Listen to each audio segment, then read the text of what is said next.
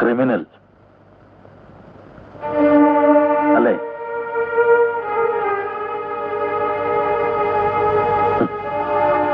ഈ ലോകത്ത് ഞാൻ ഏറ്റവും കൂടുതൽ സ്നേഹിക്കുന്ന എന്റെ മോള് ഡാഡിയുടെ മുഖത്ത് നോക്കി എന്താ വിളിച്ചത്? ക്രിമിനൽ അല്ലേ? മതി, തൃപ്തിയായി മോളെ. എന്റെ സത്യം ലോകത്തെ അറിയിക്കണമെന്ന് എനിക്ക് വാശിയില്ല. ഉണ്ടായിരുന്നെങ്കിൽ നിന്റെ മമ്മിയെ പോലെ ഞാനും ആത്മകഥ എഴുതുമായിരുന്നു. പക്ഷേ നിന്റെ മമ്മിയുടെ മൊഴി കേട്ട് കഴിഞ്ഞതെല്ലാം മറന്ന് ഇന്ന് നീ എന്നെ പ്രതിക്കൂട്ട് നിർത്തിയപ്പോ ഇത്രയും കാലം എന്റെ മനസ്സിൽ കിടന്ന് വീർപ്പ് കൂട്ടുന്ന കുറെ സത്യങ്ങൾ ഇനിയും എനിക്കത് പറയാതിരിക്കാൻ വയ്യ.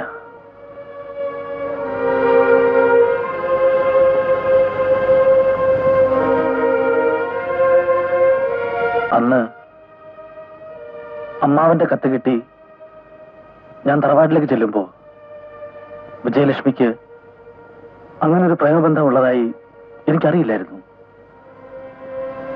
ഒരു വശത്ത് എന്നെ ഞാനാക്കിയ അഭിമാനിയായ എന്റെ അമ്മാവൻ, മറുവശത്ത് സ്നേഹിക്കുന്ന രണ്ട് മനസ്സുകൾ. ഒടുവിൽ വിജയലക്ഷ്മിയെ അവൾ ആഗ്രഹിച്ച പുരുഷന്റെ കൈകളിൽ തന്നെ ഏൽപ്പിക്കാനുള്ള തീരുമാനത്തോടെ ഞാൻ ഉണ്ണിയെ കാണാൻ ചെന്നു. നിങ്ങളുടെ മനസ്സ് കാണാൻ എനിക്ക് കഴിയും. പക്ഷേ അമ്മാവൻ അറിഞ്ഞുകൊണ്ട് ഈ വിവാഹം നടക്കുമെന്ന് എനിക്ക് തോന്നുന്നില്ല.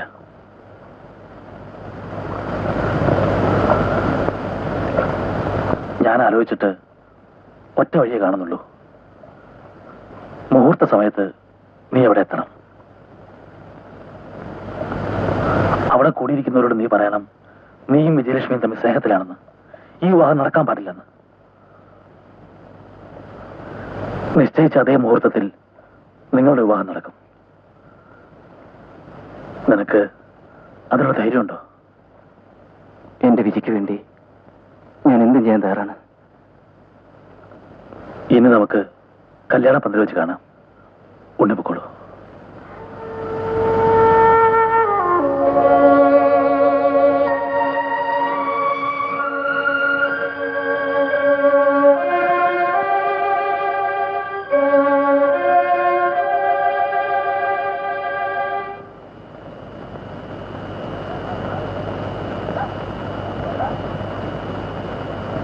അങ്ങനെ അങ്ങനെ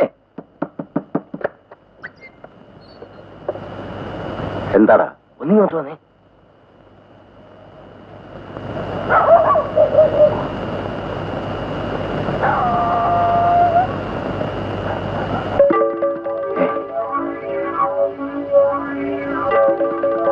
നേരാണോടാ?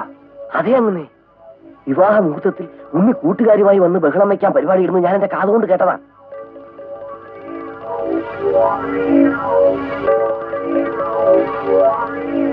ഒരു കുഞ്ഞുപോലും അറിഞ്ഞു പോരുത്. ഇല്ല അങ്ങനെ